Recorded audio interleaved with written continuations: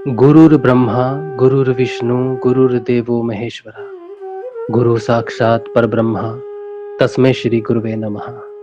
तस्मै श्री गुरुवे नमः। तस्मै श्री गुरुवे नमः। बोलो समर्थ सदगुरुदेव संत श्री रामलाल जी सियाग की जय। जय बोलो शिव अवतारी महायोगी बाबा श्री गंगाई नाथ की जय।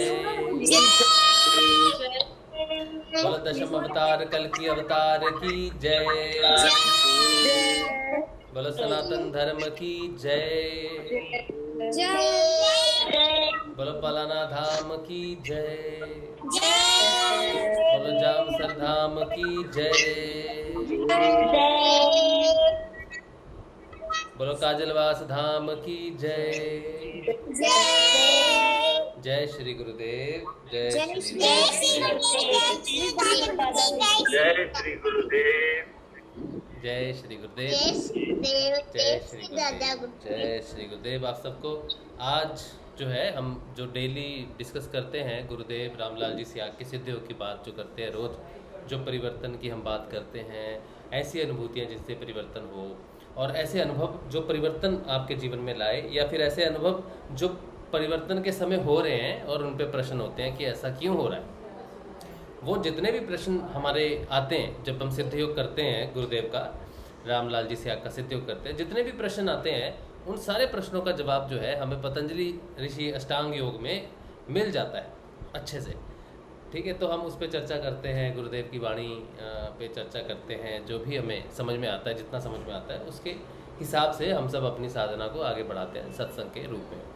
आज का जो दिन है सैटरडे शनिवार, आज के दिन बच्चों के लिए पतंजलि अष्टांग योग को समझा जाता है। उनको समझाने की कोशिश हम लोग कर रहे हैं कि बच्चों को बेसिक समझ में आ जाए कि जब हमें कोई चेंजेस आते हैं, आप जब योग करोगे, आगे बढ़ोगे, तो आप जब योग करोगे और जब आपके कोई प्रश्न आएंगे, आप प्रश्नों को ढूंढोगे कि ये क्यों हो रहा है मेरे साथ, तो आपको पता होना चाहिए कि आपके प्रश्नों का जो हल है वो कहाँ पर है। तो आपके प्रश्नों का हल है पतंजलि अष्टांग योग में, क्योंकि गुरुदेव ने क्या कहा है कि मैं योग को मूल रूप दे रहा हूँ। जो पतंजलि अष्टांग योग लिखा है उसे मूल रूप दे रहा हूँ। ठीक है, तो आपकी सबसे पहले जो परिवर्तन की खोज है, अपने आप को समझने की, ज्ञान की तरफ जब आप पढ़ने लगोगे, तब आपको जो सबसे ज़्यादा क्लोज आपके मिलेगा वो मिलेगा पतंजलि ऋषि का अष्टांग योग। उसको आपको पढ़ना है, समझना है। जब आप उसे पढ़ोगे तो हो सकता है कि आपको समझने में थोड़ी दिक्कत हो, तो आगे जाके आपको समझने में, पढ़ने में, इन चीज़ों को खोजने में दिक्कत ना हो, इसलिए हम ये कोशिश कर रहे हैं कि आपको अपनी तरफ से थोड़ा सा उस चीज़ का ज्ञान करवाया जाए, बतलाया जाए कि ये पतंजलि अष्टांग योग किन चीज़ों के बारे में बात करता है। पतंजलि अष्टांग योग को पढ़ने का एक और कारण ये भी है कि जब हम आध्यात्मिक यात्रा करते हैं, अंदर की यात्रा करते हैं। एक सेकेंड, अभय आप इधर बैठो, आप सुन रहे हो अभी तक मैंने क्या बोला? हाँ, यहाँ पे बैठो, नहीं यहाँ पे बैठो। हाँ, तो जब हम बात करते हैं अपने सिद्ध योग के बदलाव की, जब बात करते हैं तो हमें पता होना चाहिए कि जो बदलाव हमारे में आ रहा है वो आ रहा है तो किस रूप से आ रहा है। मतलब कोई भी क्वेश्चन है, हमारे अंदर जो परिवर्तन घटित होता है, चाहे किसी भी प्रकार का हमारा व्यवहार हो, वो व्यवहार हमारे अंदर क्यों आ रहा है। हम सिद्ध योग करते हैं, क्या ये सिद्ध योग के कारण हो रहा है या नहीं हो रहा है, ये जानकारी आपको पतंजलि अष्टांग योग में मिल जाती है। तो पतंजलि अष्टांग योग को पढ़ने का एक और जो कारण मैं बता रहा था वो ये था कि जब हम अंदर की यात्रा करते हैं, जो सिद्ध योग है, इसे हम इंटरनल योग भी कहते हैं। ठीक है, इंटरनल योग का मतलब है कि अंदर से होने वाला योग, बाहर कुछ नहीं, अंदर। अंदर की यात्रा जो है बाहरी संसारिक यात्रा से अलग है। अंदर की जब यात्रा करते हैं तो बहुत सारे ऐसे शब्द होते हैं जो हमें पता नहीं होते। जब हम पतंजलि अष्टांग योग पढ़ते हैं तो हमें अंदर की जानकारी होती है। अंदर की जानकारी का अर्थ है कि जो अंदर जो है, ये मुंह से गला, ये पेट, ये सब अंदर नहीं, सूक्ष्म रूप से अंदर, यानी कि सुषुम्ना नाड़ी से जब प्रवेश करते हैं तो हम अंतर जगत, आध्यात्मिक जगत में प्रवेश करते हैं। आध्यात्मिक जगत का प्रवेश किस नाड़ी से होता है? सुषुम्ना नाड़ी से होता है। तो सुषुम्ना नाड़ी से प्रवेश होना यानी कि अंतर जगत में प्रवेश होना। ठीक है, अंतर जगत में जब प्रवेश होते हैं तो हम अपने बारे में जानते हैं। अपने बारे में जानने का अर्थ है कि हम आत्मा के बारे में जानते हैं, और हम क्या हैं। जब हम आत्मा स्वरूप नहीं है तो हम क्या है उसके बारे में जानते हैं।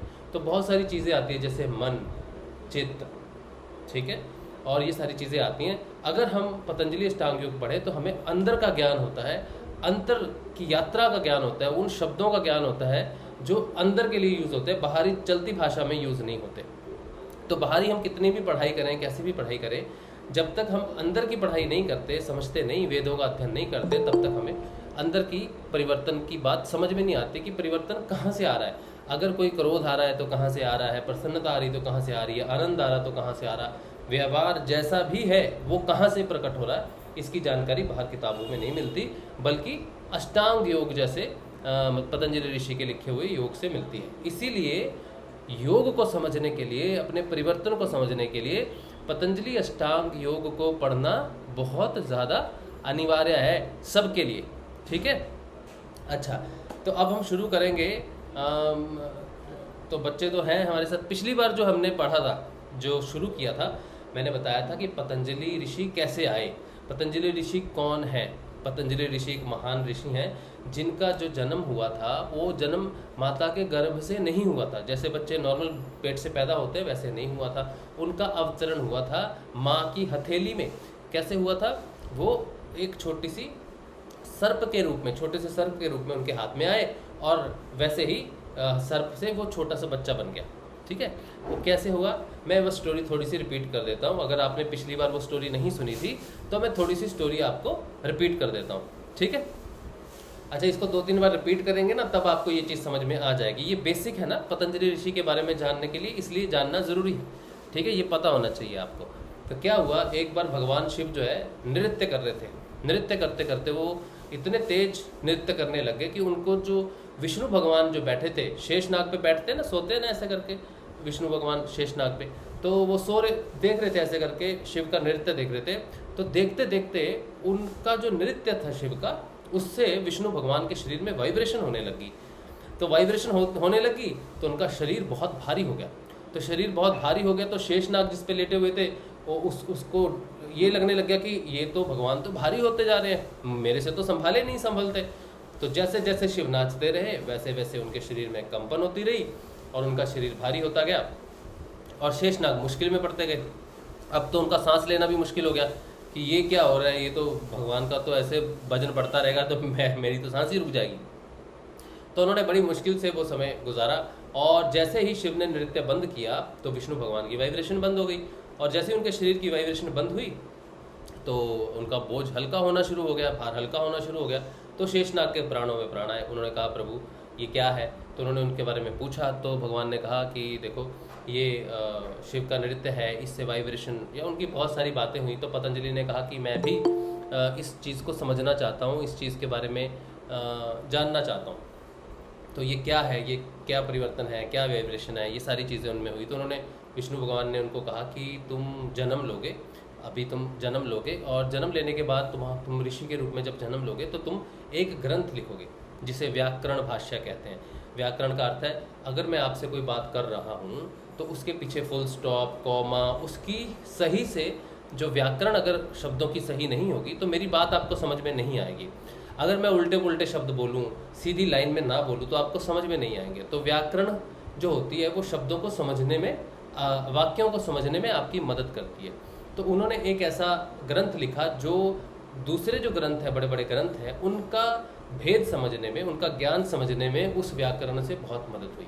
इसके अलावा भी उन्होंने ग्रंथ लिखे। इसके साथ ही उन्होंने एक और ग्रंथ लिखा था जिसका नाम है पतंजलि अष्टांग योग, जिसके बारे में हम पढ़ेंगे। अब जब उनका जन्म लेने का समय हुआ तो उन्होंने देखा कि किसकी, कौन सी माँ के गर्भ से मैं पैदा होऊंगा।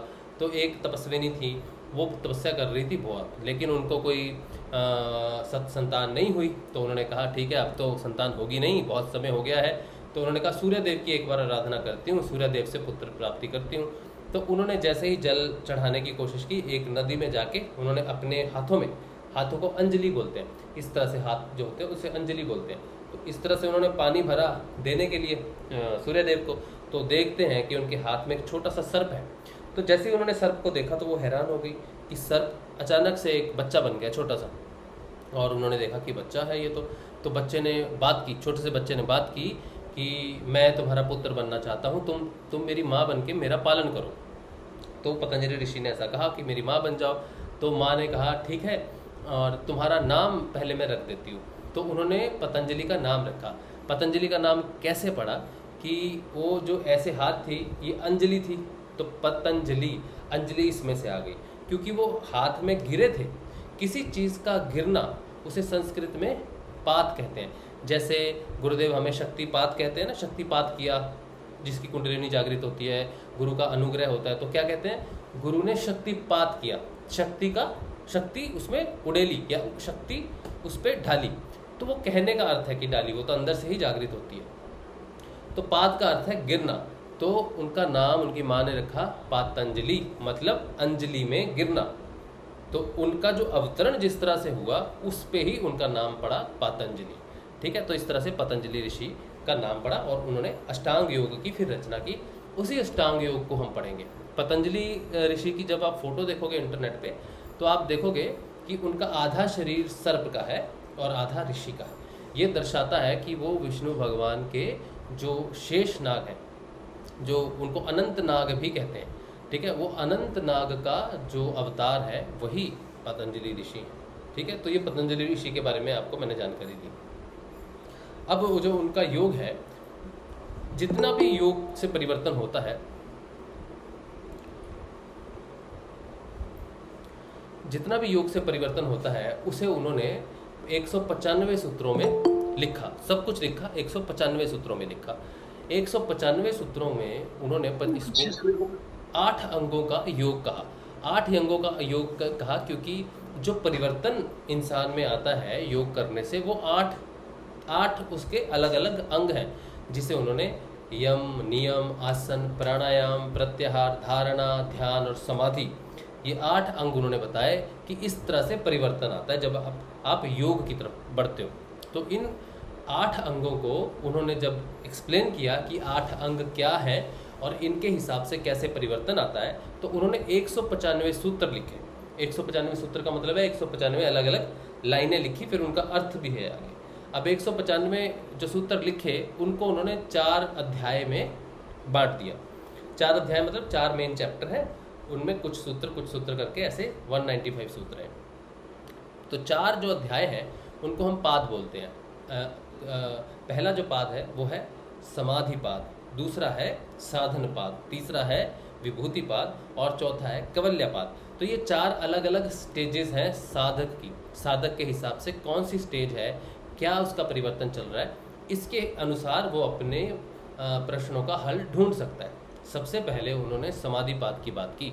समाधि पाद में उन्होंने बताया कि क्या परिवर्तन आते हैं, योग करने से होता क्या है। ठीक है, तो योग करने से होता क्या है, फिर उन्होंने बताया कि योग कैसे होता है। फिर विभूति पाद में उन्होंने बताया कि योग जब हो जाता है तो उसके परिणाम कैसे मिलने शुरू होते हैं, क्या क्या चीज़ें साधक को प्राप्त होती हैं, कौन कौन सी सिद्धियाँ और बदलाव साधक में आने शुरू होते हैं। और फिर उसके बाद समाधि की बात तो उन्होंने पहले ही कर दी। उसके बाद जब सब कुछ कंप्लीट होता है, समाधिस्थ अवस्था में होता है, तो वो कौन सी अवस्था उसकी होती है, तो उन्होंने केवल्य पद की बात की। तो इस तरह से 4 पाद हैं। अष्टांग योग इसे कहते हैं और इसमें 195 सूत्र है। ठीक है, और ये पतंजलि अष्टांग योग का, पतंजलि ऋषि का बेसिक विवरण है। अब जो हम योग कर रहे हैं इसे कहते हैं सिद्ध योग। सिद्ध योग में जो परिवर्तन आता है वो पतंजलि ऋषि अष्टांग योग के हिसाब से आता है। तो पहला सूत्र जो है हमने समझने के लिए पिछले सैटरडे को किया था, वो सूत्र क्या था, अथ योगा अनुशासनम। अथ योगा अनुशासनम, इसका मतलब हाँ, अथ योगा अनुशासनम। तो इसका अर्थ था कि अब योग शुरू होता है। ठीक है, अब योग शुरू करते हैं या योग का अनुशासन शुरू करते हैं, या योग के लिए, योग यहाँ पर होता है, इस योग के लिए अनुशासन बद्ध होते हैं, हम एक क्रिया में आते हैं। तो अथ का मतलब है अब। जो अब का अर्थ है, जो अब शब्द है, इसका अर्थ है कि हमने कई जन्म लिए। कई जन्मों के बाद जब हम यहाँ जाने की बात करते हैं तो हमें शुरुआत करनी पड़ती है अंतर से, अंतर यात्रा से शुरू करना पड़ता है। तो अब का अर्थ है कि मनुष्य के जीवन में जब गुरु की प्राप्ति हो जाए, गुरु की प्राप्ति होने के बाद जब उसकी अंतर्मन यात्रा शुरू हो जाए, अंदर की यात्रा शुरू हो जाए, तब वो शब्द प्रस्तुत होता है अथ, यानी कि अब। इस अब को आने के लिए कई जन्म लग जाते हैं, गुरु प्राप्ति के लिए कई जन्म लग जाते हैं। पतंजलि ऋषि अष्टांग योग एक हमारी जो जर्नी है वो रिवर्स जर्नी बताते हैं, हमारी संसारिक जर्नी के बारे में नहीं बताते। जब हमारा वापस परमात्मा में योग होने का समय होता है और जहाँ से वो शुरू होता है योग, वहाँ से पतंजलि ऋषि शुरू करते हैं। यानी कि सुषुम्ना नाड़ी में प्रवेश करने का जो समय है वो उसे अब कहा गया है। अब योग के लिए सुषुम्ना नाड़ी सबसे नीचे होती है, रीढ़ की हड्डी के नीचे में, जहाँ पे कुंडलिनी रहती है, फिर वो जागृत होती है तो वहाँ से अंदर जाती है। ठीक है, हालांकि प्रक्रिया थोड़ी अलग है, लेकिन आप समझने के लिए समझो कि अंतर्मन की जो यात्रा है, योग यहाँ होना आता है। योग, ये खोपड़ी जो दिख रही है, इसके अंदर, शरीर के अंदर में कई शरीर है, 1 2 3 4 5 6 7 शरीर है। तो 7 शरीरों के अंदर में जो अंदर जगत है, उसकी प्रवेश जो होता है वो इस शरीर से नहीं होता, वो सूक्ष्म शरीर से होता है। उसे देखा नहीं जा सकता, डॉक्टर उसे जानते नहीं, तो उस शरीर के अंदर जो प्रवेश होता है वो सुषुम्ना नाड़ी से होता है। तो जब पतंजलि कहते हैं कि अथ योगा अनुशासनम, इसका योग अनुशासनम, तब वो कहते हैं कि अब योग शुरू होगा, यानी कि सूक्ष्म शरीर में प्रवेश करने को उन्होंने अब कहा है कि हम प्रवेश कर रहे हैं, अनुशासनबद्ध होंगे, यहाँ से हमें एक अनुशासन आएगा, यहाँ से हमें बदलाव आएगा, यहाँ से कुछ नियमों के विधिवत जो है वो चीज़ों का हम अनुसरण करेंगे। किसके लिए? योग के लिए। तो सूक्ष्म शरीर से योग शुरू होता है, नियमबद्ध होता है, फाइनल यहाँ के लिए। तो पहले सूत्र में उन्होंने जानकारी दी कि हम अंतर्मन की यात्रा करने जा रहे हैं, और ये उन्हीं के पास पहुँचती है चीज़, ये यात्रा, ये अब उन्हीं के पास पहुँचता है जिनके पास समर्थ गुरु होते हैं, जो उनको अंतर जगत की यात्रा करवा सकते हैं। और ऐसे गुरु सिर्फ लास्ट में मिलते हैं, जब आपको ऊपर जाने की समय होता है, उसके बाद फिर जीवन जो है आपका वापस नहीं होता। एक ही जीवन में वो यात्रा, या फिर 2 या 3 जीवन, जब भी समर्थ गुरु आपको अंदर ले जाए, अंदर प्रवेश करवा दे, वो पतंजलि अष्टांग योग, वहाँ से पतंजलि का जो है, पतंजलि आपके टीचर हो जाते हैं, पतंजलि आपके जो है आचार्य हो जाते हैं। फिर पतंजलि आपको बताते हैं कि क्या होता है, क्या नहीं होता है। जब आप पतंजलि अष्टांग योग आप कल पिछले सैटरडे से आपने पढ़ना शुरू किया, इसका अर्थ है कि आप पे पतंजलि ऋषि की कृपा हो गई है, उन्होंने आपको अपना शिष्य बना लिया है, क्योंकि वो एक आचार्य है, वो हमें इस चीज़ का ज्ञान देते हैं। हाँ, पढ़ के सुनाने वाले तो हम हैं, हम एक माध्यम हैं, लेकिन लिखने वाले वो हैं। तो हम सबके जो आचार्य हैं, जो इस रास्ते पे जो वेद के जो आचार्य हैं, वो हैं पतंजलि ऋषि। तो हम सारे शिष्य हो गए, गुरुदेव के तो शिष्य हैं ही, लेकिन ये जो ज्ञान हमें प्राप्त हो रहा है वो हमें पतंजलि अष्टांग योग, पतंजलि ऋषि से प्राप्त होता है। तो पतंजलि ऋषि एक तरह से हमारे जीवन में प्रवेश कर जाते हैं यहाँ से। ठीक है, अच्छा, ये जो सर्प के रूप में पतंजलि है ना, इनका बड़ा महत्व है, जो आप आगे जाके जानोगे। सर्प जो है, ये कुंडलिनी जो जागृत होती है, आपको कई बार सर्पों के दर्शन भी होते हैं, पंचमुखी सर्प के दर्शन होते हैं, बहुत कुछ होता है अंदर जाके, और आपको कुंडलिनी भी जो है वो सर्प रूप में ही जो है वो दिखाई देती है, सर्प रूप में ही वो सारी क्रियाएं करती हैं। और पतंजलि ऋषि भी एक तरह के अनंत सर्प जिन्हें कहते हैं, उन्हीं का ही अवतार है। तो अंदर की यात्रा जो कुंडलिनी आपको करवाती है, और अंदर का ज्ञान जो आपको प्राप्त होता है, वो भी वही जाति से ही प्राप्त होता है। अनंत जाति, अनंत शेष उसे कहते हैं, अनंत नाग उसे कहते हैं। तो इनका पारस्परिक जो संबंध है वो आपको आगे जाके भी पता चलेगा कि क्या चीज़ है, क्यों ये दोनों को रिलेटेड हैं, इंटर रिलेटेड हैं। तो यहाँ से कुंडलिनी का अध्याय शुरू होता है। यहाँ से पतंजलि अष्टांग योग आचार्य के रूप में आपको अपने 8 अंगों के बारे में बताते हैं, 195 सूत्रों का ज्ञान करवाते हैं, ज्ञान की प्राप्ति करवाते हैं। ठीक है, अच्छा, पहला था कि अब योग शुरू होता है। अब योग शुरू होने का अर्थात आपको बता दिया है कि आपका योग, आंतरिक योग शुरू हो गया है। सुषुम्ना नाड़ी में आप सबने प्रवेश कर लिया है। गुरु कृपा से आप सारे के सारे जो हो दीक्षित हो, कुंडलिनी आपकी जागृत है, और आप अंदर की यात्रा कर रहे हो। ठीक है, अब हो गया शुरू कि अब योग शुरू होता है, अब अनुशासन में बद्ध होते हैं। अब हम ये योग की तरफ बढ़ चले हैं। फाइनल भगवान आत्मा से परमात्मा का मिलन जो होता है, वो अंतर आत्मा का मिलन या अंतर ज्ञान आत्मा का प्रकट होना शुरू होता है। अब जैसे ही आप अंदर प्रवेश करते हो तो दूसरा सूत्र आपके सामने प्रकट होता है। दूसरा सूत्र जो है वो उन्होंने पहले में कहा कि अब योग के अनुशासनबद्ध करते हैं, या अब योग के लिए हम प्रस्थान करते हैं, आगे बढ़ते हैं, योग की तरफ बढ़ते हैं। तो दूसरा प्रश्न उठता है कि आखिर जो योग की तरफ हम बढ़ रहे हैं, यहाँ पर जो हम बढ़ रहे हैं, इसका अर्थ क्या है? योग का अर्थ क्या है? तो उन्होंने कहा कि योग का अर्थ है चित्त की वृत्तियों का सर्वथा के लिए रुक जाना। ठीक है, चित्त की वृत्तियों का निरोध हो जाना। निरोध का अर्थ है रुक जाना। ठीक है, तो उन्होंने क्या कहा कि चित्त वृत्तिश्च निरोगः योग। तो ऐसे ही कुछ है। मैं खोल लेता हूँ किताब उनकी, उसके साथ साथ हम उसे पढ़ेंगे साथ से कि उन्होंने क्या लिखा है।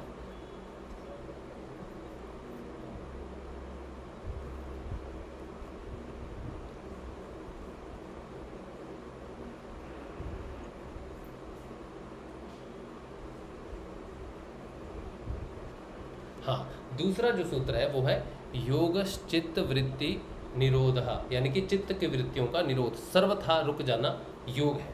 तो अब जो हमें कहते हैं कि चित्त की वृत्तियों का दूसरा सूत्र है, ये दूसरा सूत्र क्या है? वृत्ति निरोधः, मतलब चित्त की वृत्तियों का सर्वथा रुक जाना। अच्छा, आप सबको मालूम है ना, किसको किसको मालूम है दूसरे सूत्र कौन सा है? अंकल मुझे पता है। हाँ जी, बताओ। योग चित्तस्य वृत्तिनाम निरोधः। निरोधा, यानी कि चित्त की वृत्तियों का सर्वथा के लिए रुक जाना। ठीक है। अच्छा, अब ये बताओ कि जो चित्त की वृत्तियों का जो निरोध हो रहा है, जो वो रुक रही हैं, जो रुक जाना है, ये चित्त क्या होता है और ये वृत्ति क्या होती है, किसी को मालूम है? अंकल मुझे पता है। हाँ जी, बताओ। चित्तस्य यानी कि मन का, मन को चित्त कहते हैं। और वृत्तिनाम यानी कि जो हमारे मन में जो विचार की तरंगे जो होती है, हमारे जब ध्यान लगाते तो विचार आते हैं, तो जब ये रुक जाते हैं उसी को ही हम योग कहते हैं।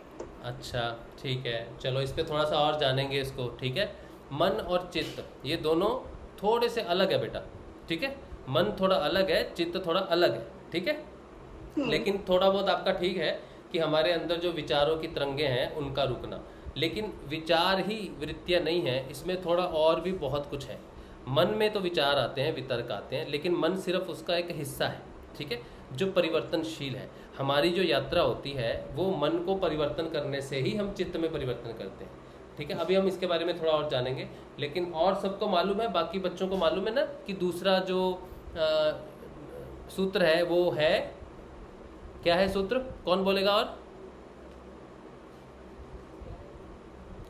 दिव्यांगी, काव्यांगी, कहाँ थे तुम लास्ट टाइम?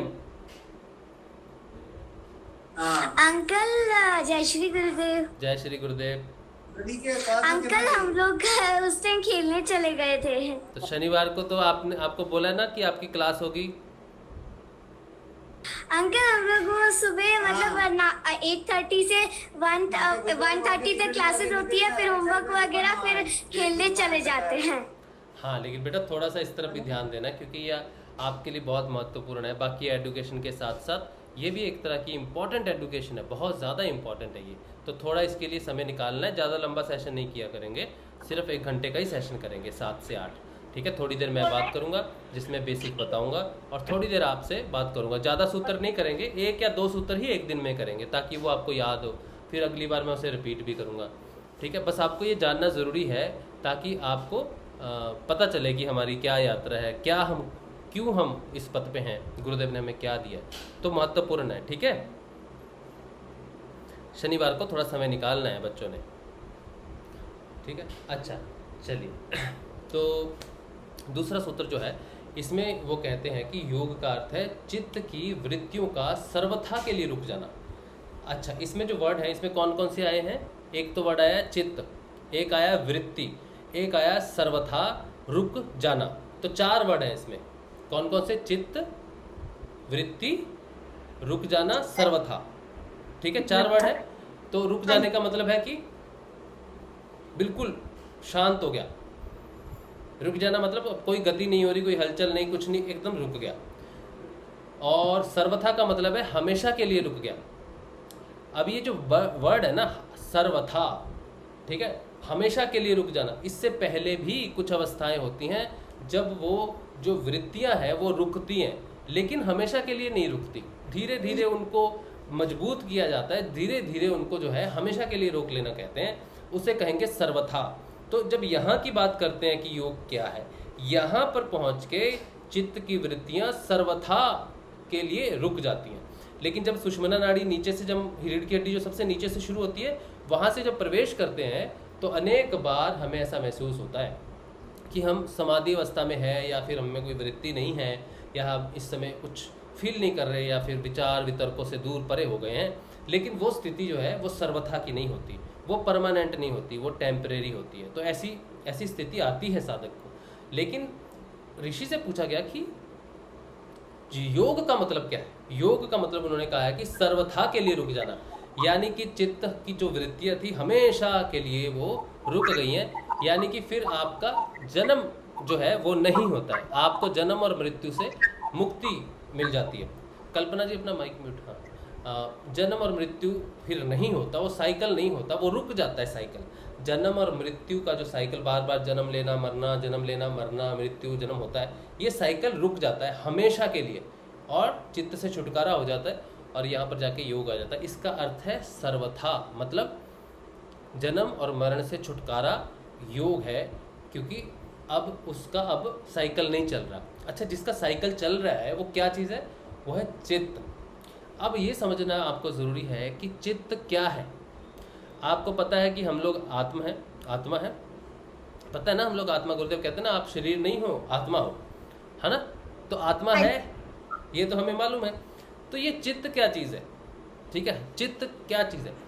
जब तक हम ये महसूस करते हैं कि सुख है, दुख है, ये शरीर है, मेरा परिवार है, या फिर मेरे दोस्त हैं, मेरी किताबें हैं, मेरे टीचर्स हैं, या खाना पीना खेलना कूदना, ये सारी चीज़ें मैं करता हूँ या मेरी हैं, ये सारा आत्मा नहीं सोचती।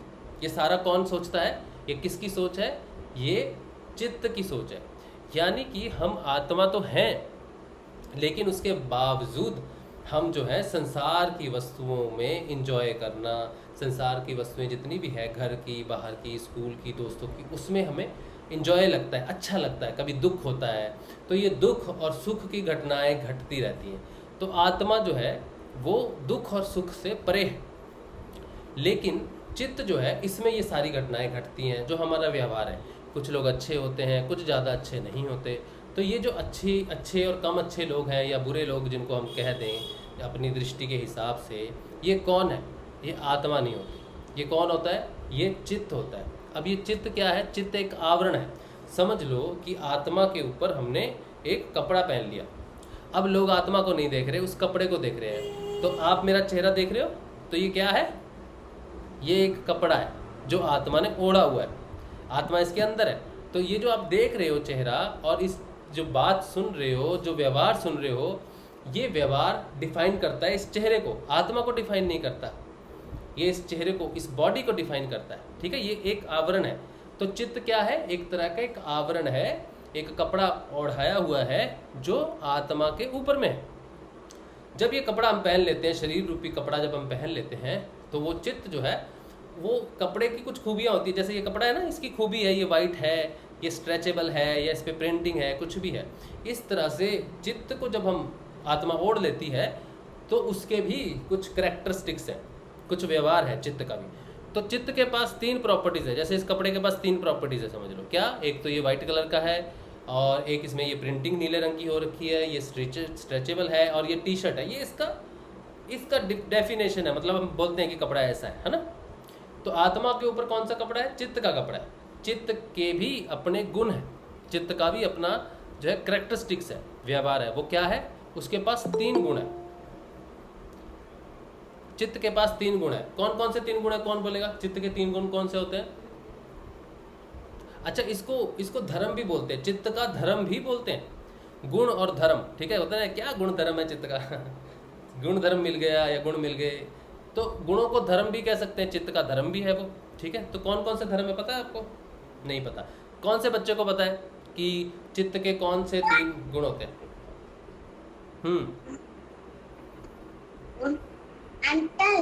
हाँ जी।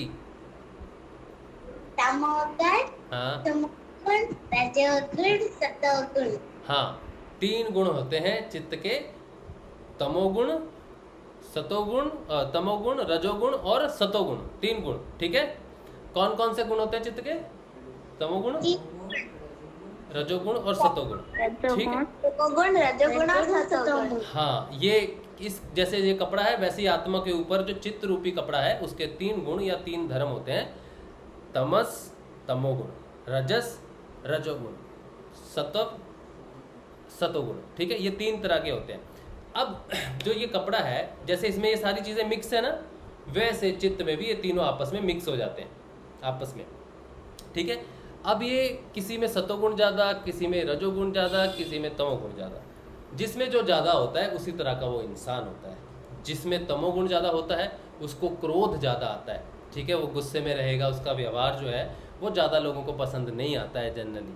रजोगुण वाला आदमी क्या करता है, जिसमें रजोगुण ज़्यादा मात्रा में होता है, वो 24 घंटे उसको काम करना है, या फिर हाँ ये करना, वो अचीव करना, ये करना, वो सब भागा दौड़ी, लाइफ सेटलमेंट, लाइफ के प्लान, गोलिंग एंड एवरीथिंग, वो इस चीज़ के पीछे भागता है। सतोगुणी जो होता है वो सच्चाई के साथ रहता है, सत्य को मान के चलता है, वो किसी चीज़ के पीछे भागता नहीं, बस अपने व्यवहार को नियंत्रित करके अपना भगवान की तरफ उसकी वृत्ति होती है, ठीक है। वो भगवान की तरफ सोचता है कि ये आत्मा है, भगवान है, उसमें जो गुण होते हैं, उसके जो विचार होते हैं, वो शांत वृत्ति का होता है, और वो भगवान की तरफ विश्वास रखने वाला, भरोसे रखने वाला होता है। रजोगुण में भी भगवान में विश्वास होता है, लेकिन सतोगुण में ज़्यादा होता है। तो अच्छा गुण कौन सा हुआ? सतोगुण, उसके बाद रजोगुण, और सबसे लास्ट में तमोगुण। तमोवृत्ति बहुत खराब होती है, तमोवृत्ति में बहुत झगड़े, लड़ाइयाँ, ये सब होता है, ठीक है।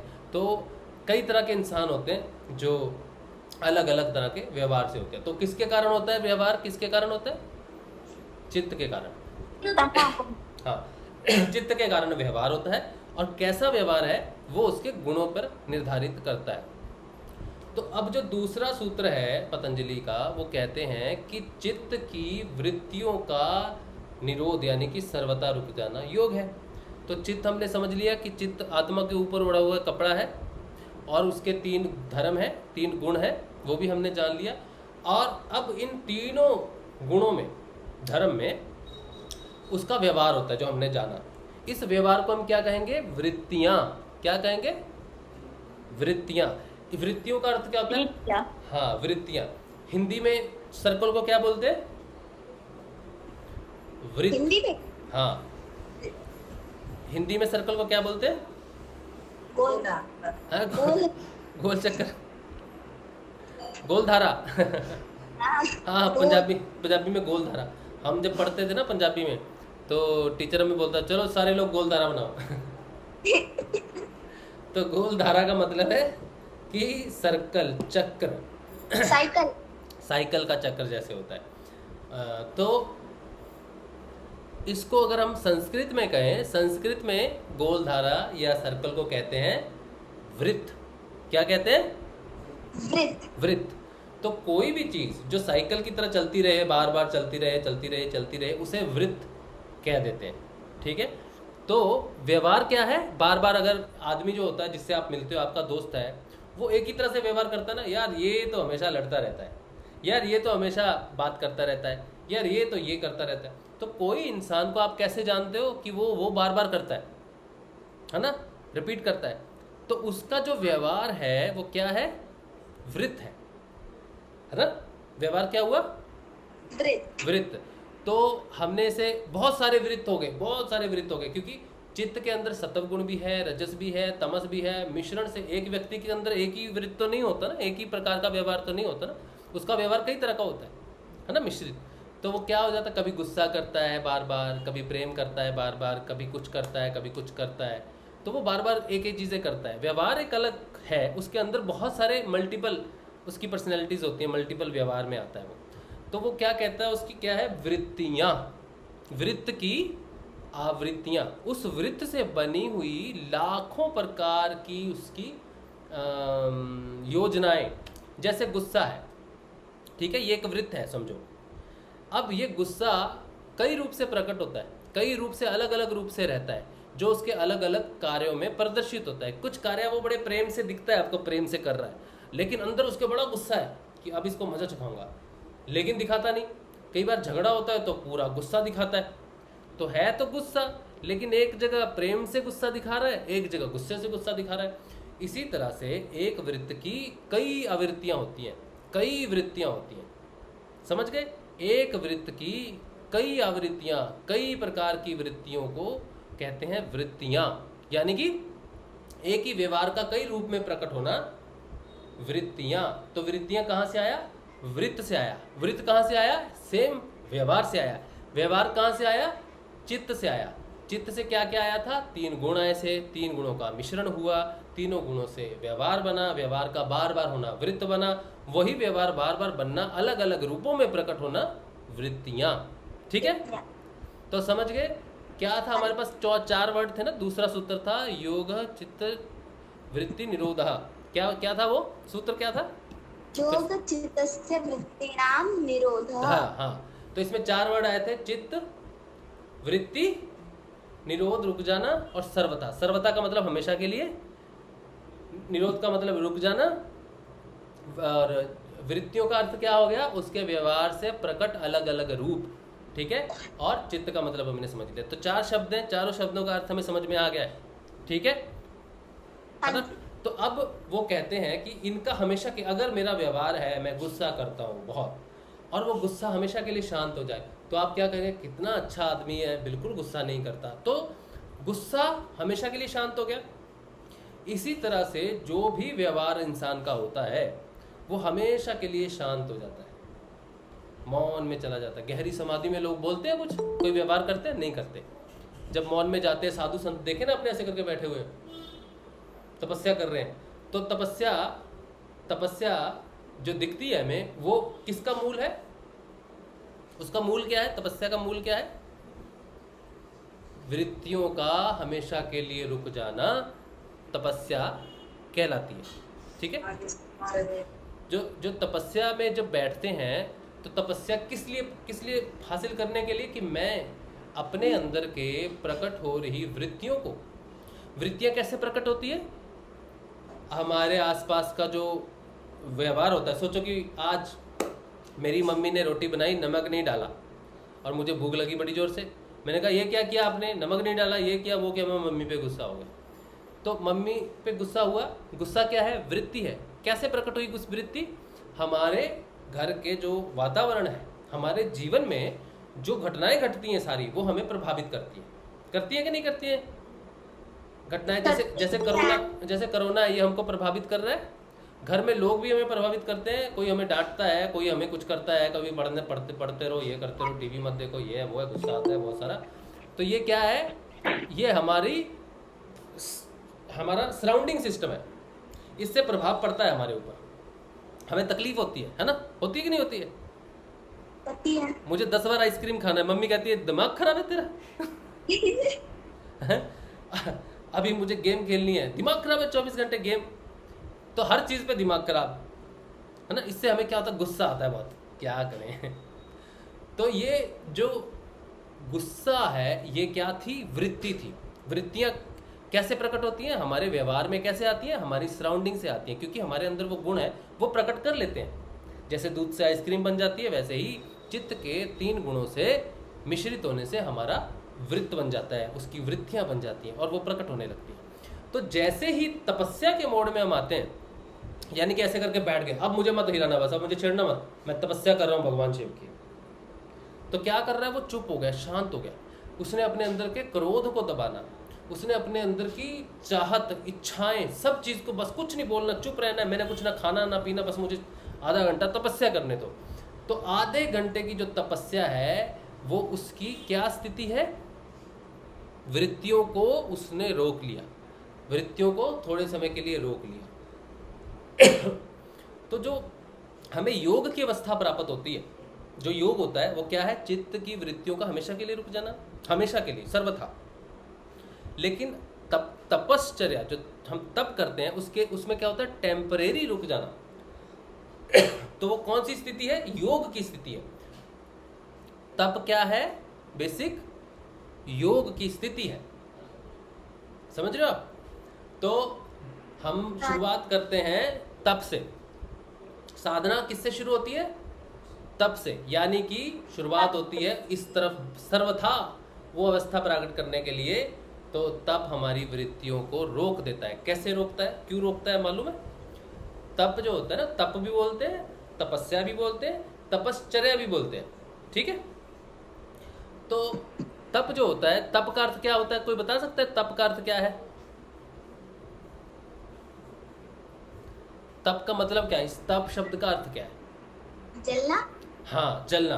तप का मतलब होता है तपना, तो हम अगर तप कर रहे हैं तो हम तप रहे हैं अंदर से। जैसे किसी को गुस्सा आता है ना, कोई गुस्सा चिड़चिड़ा हो जाता है तो वो तपने लगता है अंदर से, वो तपना अलग है, वो चिड़चिड़ापन तपना अलग है। लेकिन तपस्या में तपने का अर्थ है कि अपने चित्त को तपाना, दूसरों को तपाना नहीं, अपने आप को अंदर से तपाने का अर्थ है अपने अंदर की वृत्तियों को जलाना, अपने अंदर की वृत्तियों को जला के प्रकाश करना। आत्मा का प्रकाश होता है, फिर वो वृत्तियां जल जाती हैं जो अंधेरा प्रकट करती हैं। ठीक है, तो तप का अर्थ है अपने अंदर की वृत्तियों को रोकना। वो रुक जाती हैं कि ये तप कर रहे हैं, हम जल के भस्म हो जाएंगी, शांत हो जाओ, नहीं तो ये तो जला देगा हमको। ठीक है, तो उस समय के लिए वो सारे अहंकार वृत्तियां थोड़े समय के लिए रुक जाती है, चल थोड़ी समय की करने दे। लेकिन अगर उनको लगे कि ये तो सच में आ गया है, ये तो हमेशा के लिए हमको जला देगा, तो फिर वो प्रभाव दिखाना शुरू करती है अपना।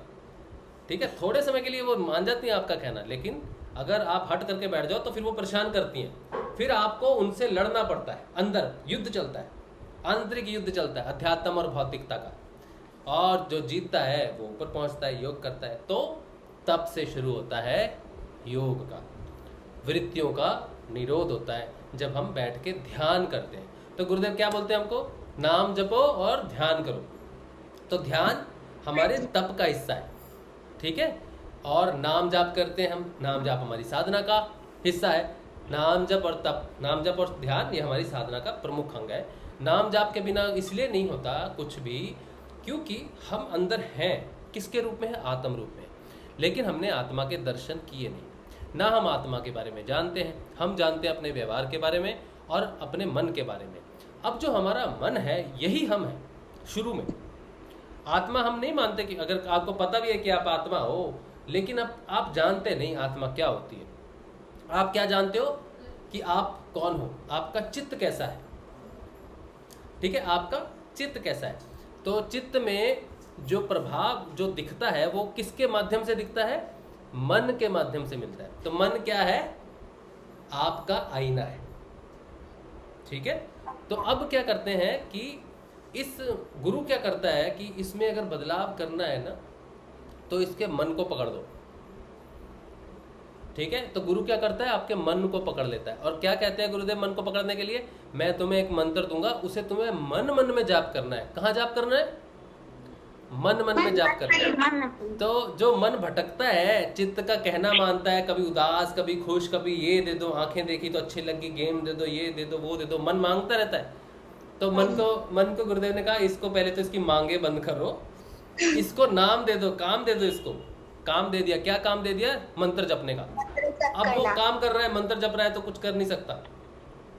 ठीक है, अब लोगों को दिक्कत होती है, कहते हैं ना मैं नाम नहीं जप पा रहा, मुझसे नाम जप नहीं होता। उनका मन उनके अधिकार में नहीं है, मतलब वो कहना मानने के लिए तैयार नहीं है। बहुत बदमाश बच्चा है, समझ लो, बहुत बदमाश। उसे बार बार बिठाओ वो बार बार उठेगा, बार बार बिठाओ बार बार उठेगा। तो मन क्या है, बड़ा बदमाश है, मानता नहीं कहना, नाम जप करता नहीं, बाद में रख देना, बाद में करने वाला, जो मैं अभी जो कहा ना बाद में देना, जो भी है मन भी ऐसे ही कहता है, नाम जप बाद में, नाम जप बाद में। तो जब हम नाम जप करते हैं कि हमें नाम जप करना है, करवाना है, तो क्या होता है कि फिर वो मन को आदत लग जाती है उस चीज़ की, उसे कहते हैं ए जपा जाप। तो साधना में ए जपा जाप का मतलब है कि मन, एक काम मन का फिक्स हो गया है कि वो अब जपता रहेगा बैठ के, इसके साथ साथ वो दूसरी चीज़ों में भटकता रहता है। लेकिन ए जपा जाप की कुंडी, जैसे मछली के गले में वो अटक जाती है ना कुंडी, वैसे ही वो सहस्त्रार में बैठा हुआ यहाँ पर आता है गुरु बन के। यहाँ से वो एक मछली पकड़ता है, कुंडी डालता है, और मन जो है, मन सारी जगह पे है वैसे तो, ठीक है, लेकिन उसका जो विशेष स्थान है जहाँ से वो क्रियाशील होता है वो है उसका मनोमय कोश।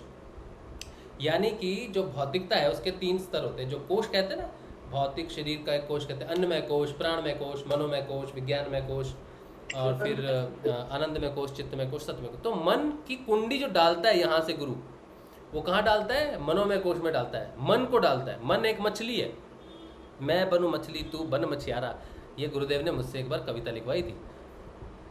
मैं बनूं मछली, यानी कि मन कहता है कि मैं मछली, और गुरुदेव को कहता है तू मछियारा, कि वो कुंडी डाल और मेरे मन को पकड़ ले। मैं कितना भी इधर उधर जाऊं, वो कुंडी ऊपर खींचते रहना।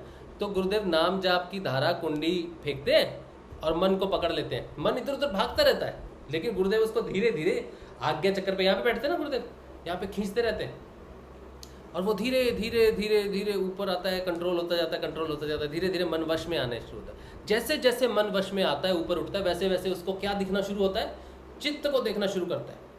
समझ लो कि ये जो वॉलपेपर है ये पीछे चित्त है और मैं मन हूँ। ये चित्त मुझे पीछे से कंट्रोल करता है, मुझे पता नहीं चलता मैं क्या कर रहा हूँ। लेकिन जैसे ही गुरुदेव बताते हैं कि देख ये पीछे चित्त है, तू चित्त के वश में मत बन, तू मेरे वश में आ जा। तो फिर जब मैं आगे जाता हूँ तो मैं पीछे देखता हूँ कि ये तो मुझे कंट्रोल कर रहा है। चित्त, मेरा क्रोध, मेरी वृत्तियाँ, मेरा व्यवहार मुझे कंट्रोल कर रहा है। मेरे व्यवहार में सर्वदा गुस्सा होना ही है। लेकिन क्यों? मैं क्यों सर्वदा गुस्सा होता हूँ, या मैं यही काम बार बार क्यों करता हूँ? ये दिखना शुरू हो जाता है। फिर वो वृत्ति प्रकट होती है तो वो दिखनी शुरू हो जाती है। अब ये देखने वाला कौन है? मन नहीं है। मन को कौन दिखाता है, एहसास कौन करवाता है इस चीज का? आत्मा। आत्मा, हाँ, गुरुदेव ही करवाते हैं। लेकिन गुरुदेव क्या है? परमात्मा है, उसका ही अंश है आत्मा। तो हमारे अंदर की जो आत्मा है वो जागृत हो जाती है और वो मन को रियलाइज करवाना शुरू करती है कि ये है। देखने की शक्ति सिर्फ आत्मा में है, मन में नहीं है। मन सिर्फ कोल्लू का बैल है, उसको सिर्फ घूमना है। ठीक है, वो कहते हैं ना, मन की आंखें खोल रे बंदे, मन की आंखें खोल। तो मन की अपनी कोई आंखें नहीं होती। मन अंधा है, मन को अंधा है। मन को चित्त चलाता रहता है कि यहाँ चल, वहाँ चल, यहाँ चल, वहाँ चल, ये तुझे अच्छा लगेगा, ये चल, ये वो चल, तो वो वहीं चलता रहता है। लेकिन जैसे ही आत्मा प्रकट होती है, आत्मा का जागृत होना, तीसरी आंख का जागृत होना, प्रकाश होना, तो मन उस तीसरी आंख से देखना शुरू करता है। यानी कि आत्मा दृष्टा है और वो मन को बदलती है, उसको एहसास दिलाती है, रियलाइज करवाती है कि देखिए गुस्सा हो रहा है तू, देख तू ये कर रहा है बार बार, देख तू ये कर रहा है बार बार। ये आत्मा उसको एहसास दिलाती है, उसमें जागृति देती है उसको अपनी तरफ। क्योंकि चित्त क्या है? चित्त जो ऊपर में है वो दो चीज़ों से बना है, एक आत्मा से, एक आत्म रूप चेतन से, एक शक्ति से, दोनों के रूप का मिश्रण है। ठीक है, तो उसमें मन भी है, वो आत्म रूप है। मन में परिवर्तन होता है। बाकी तीन वृत्तियां वो चित्त की ही रहती हैं, उनकी अवस्था चित्त तक है। लेकिन मन चित्त से ऊपर उठ सकता है, चित्त को देख सकता है, चित्त को समझ सकता है। किसके हिसाब, किसकी मदद से? आत्मा की मदद से। तो हमारा मन, हम एक समय तक आत्मा के दृष्ट भाव पे चलते हैं, आत्मा की दिखाई हुए रास्ते पे चलते हैं। यहाँ के बाद मन ऊपर नहीं जाता। ठीक है, यहाँ के ऊपर आत्मा स्वयं मन से ऊपर की स्थिति हो जाती है। क्योंकि हम कहाँ उठ जाते हैं? मनोमय कोश से ऊपर उठ जाते हैं। मनोमय कोश तक मन रहता है, वहाँ तक की ज़रूरत होती है समझने की बात कि मन क्या है, मैं क्या हूँ, मैं कहाँ फंसा हुआ हूँ। संसार को, जहाँ तक संसार का जाता है ना ये प्रभाव, वहाँ तक मन जाता है। और जैसे ही मन से ऊपर उठ जाता है तो वो मुक्त हो जाता है, जिसे कहते हैं मुक्ति। तो मन मुक्त अवस्था में हो जाता है। अब वो बिल्कुल कुछ नहीं करता, आराम से चुप है, शांत है। कौन सी स्थिति में आ गया? तप की स्थिति में आ गया, हमेशा के लिए योगी बन गया। ठीक है, हमेशा के लिए योगी बन गया। कहते हैं ना सिद्ध योगी, सिद्ध योग। तो योगी बनने का अर्थ है मन का हमेशा के लिए शांत होना। अच्छा, गुरुदेव यहाँ पे कुछ कहते हैं। गुरुदेव कहते हैं जब तक मन शांत होकर नहीं बैठेगा ना, तब तक ना ध्यान है ना योग है। तो योग कौन करता है? योगी। योग किसका होता है? जिसका मन एकदम शांत हो। तो यहाँ आके मन शांत हो गया, तप बताया था ना, तप के लिए थोड़ी देर के लिए शांत हो गया। तो तप कौन करता है? योगी करता है। योग किसका होता है? मन जब शांत हो जाता है। तो योगी का अर्थ है जिसका मन शांत हो गया, मुक्त हो गया चित्त से। अब चित्त से मन मुक्त हो गया, योगी हो गया। अब यहाँ के बाद जो लड़ाई है वो किसकी है? आत्मा की और तीन गुणों की। मन तो संसार में फंसा हुआ था, ये तो संसार से निकाला है सिर्फ।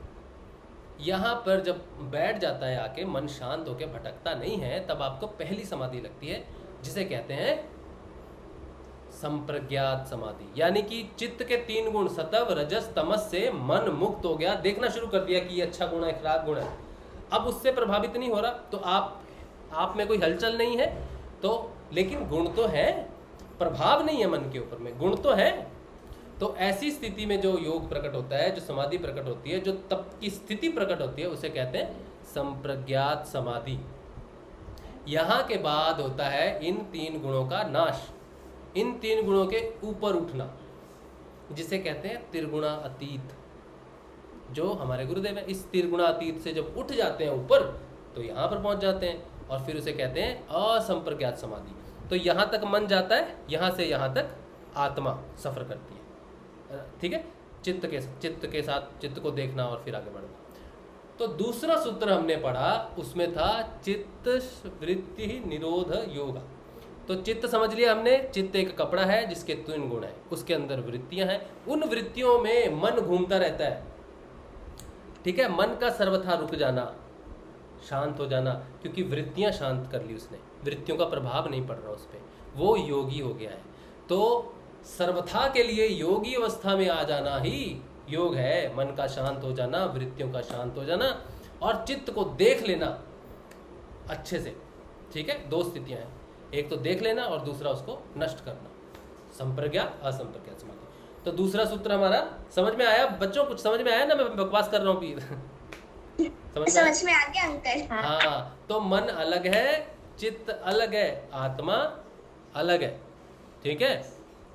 तो हमारी यात्रा आत्मा की यात्रा है जो यहाँ तक जाती है, मन की यात्रा नहीं है। मन कहाँ तक जाता है? मुक्ति होगी उसकी, फिर उसका मोक्ष होना है बाद में, जब चित्त नष्ट हो जाएगा, जब चित्त असंप्रज्ञात समाधि में पूर्ण रूप से चला जाएगा, शरीर छूट जाएगा, तब मन जो है, जो मुक्त अवस्था में है, उसका क्या हो जाएगा?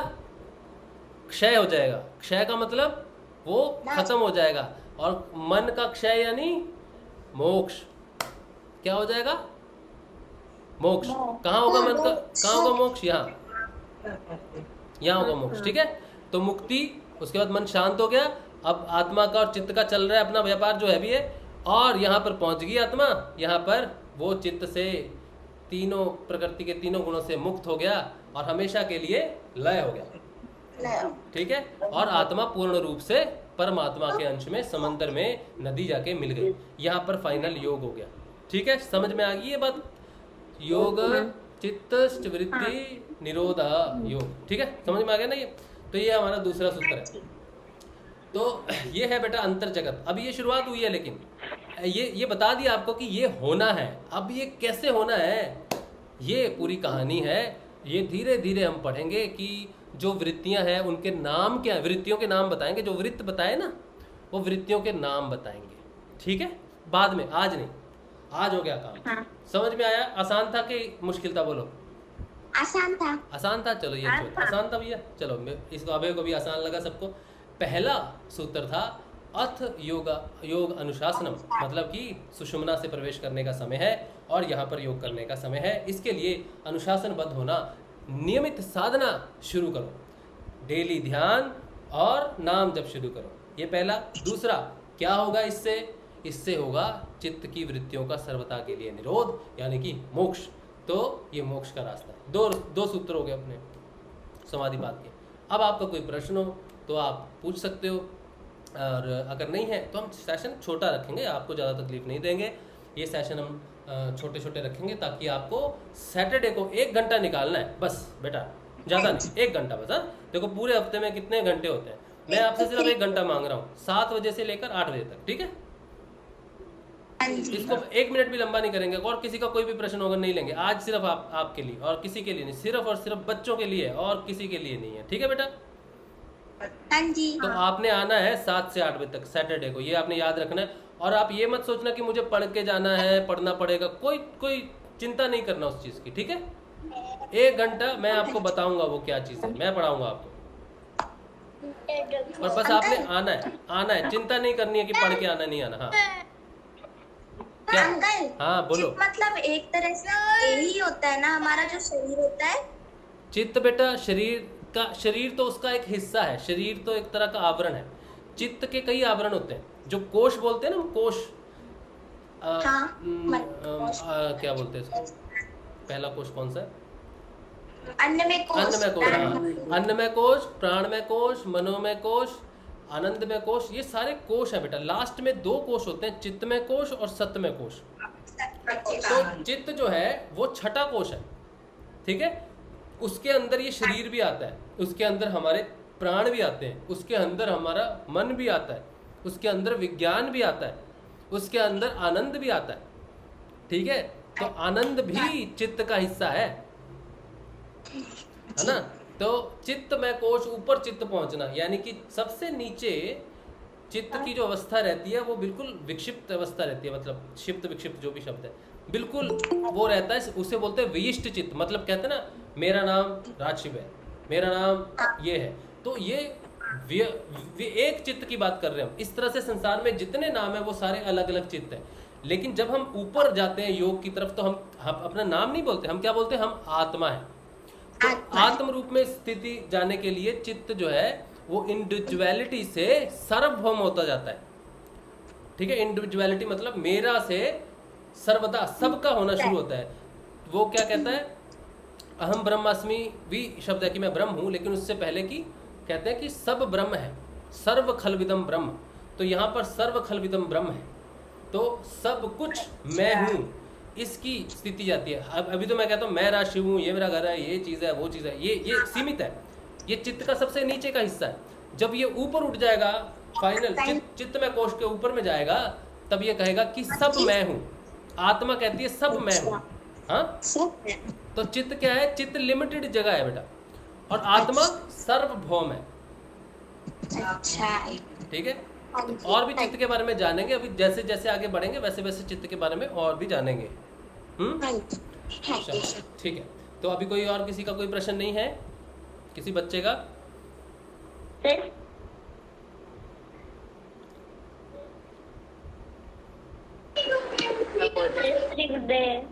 जय श्री गुरुदेव। जय श्री गुरुदेव। चलो फिर आज का सेशन 8 बज गए, आज का सेशन यहीं तक रखना है, और जिन बच्चों को समझ में नहीं आया वो बाद में देख लेंगे, ठीक है, सेशन को एक बार, ठीक है। चलो हाँ जी, जय श्री गुरुदेव जी, जय श्री गुरुदेव, जय श्री गुरुदेव। बच्चों अंकल मैं आपको 2 सूत्र बनाना चाहती हूँ। क्या बताना चाहते हो? 2 सूत्र। 2 सूत्र बताना, अच्छा हाँ बताइए बताइए।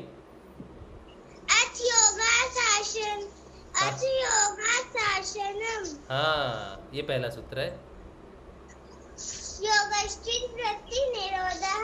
हाँ ये दूसरा सूत्र है, ये आज हमने पढ़ा है। ये सेशन को देख लेना है एक बार, ठीक है, समझ लेना इस चीज को।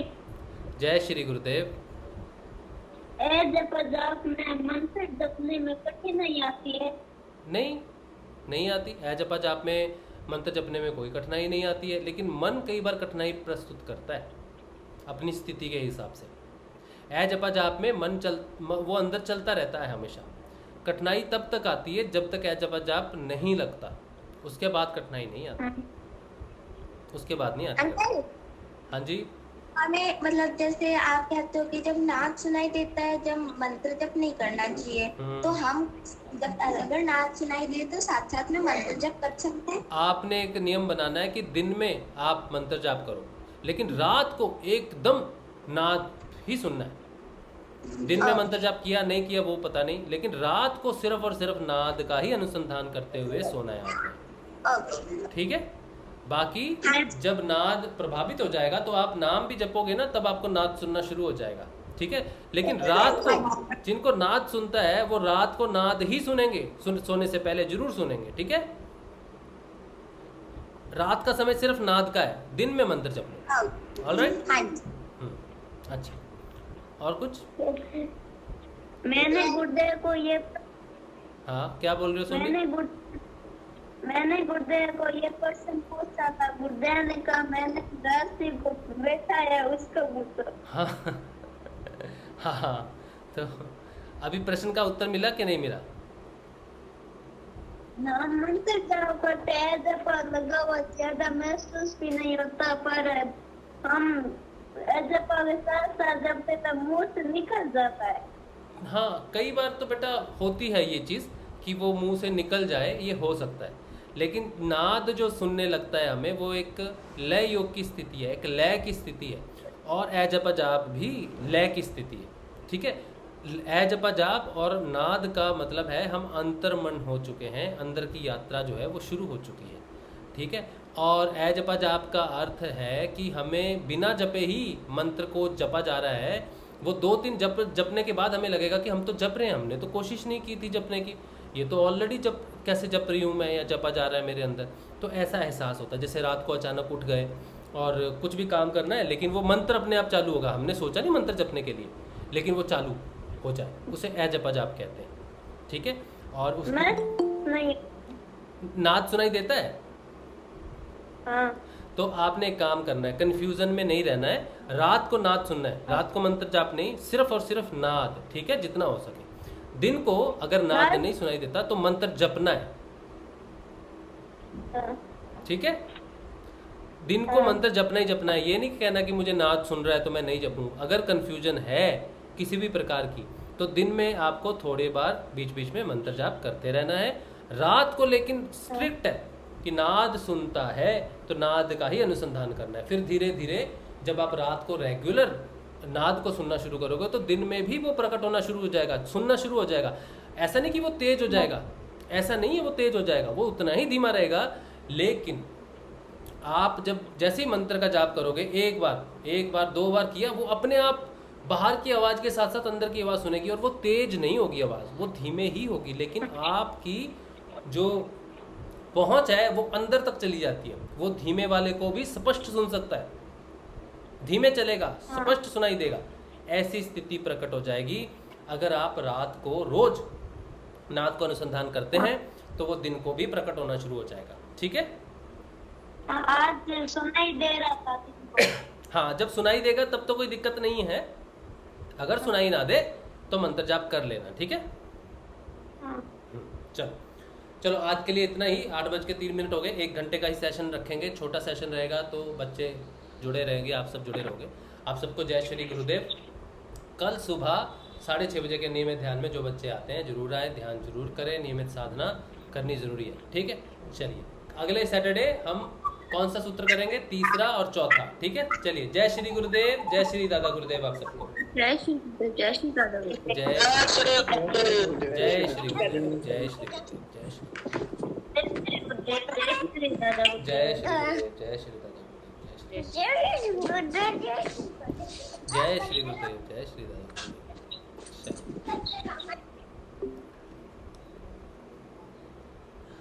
और जो क्वेश्चन YouTube पे हैं आप सबके, वो आज नहीं ले सकते, वो कल लेंगे।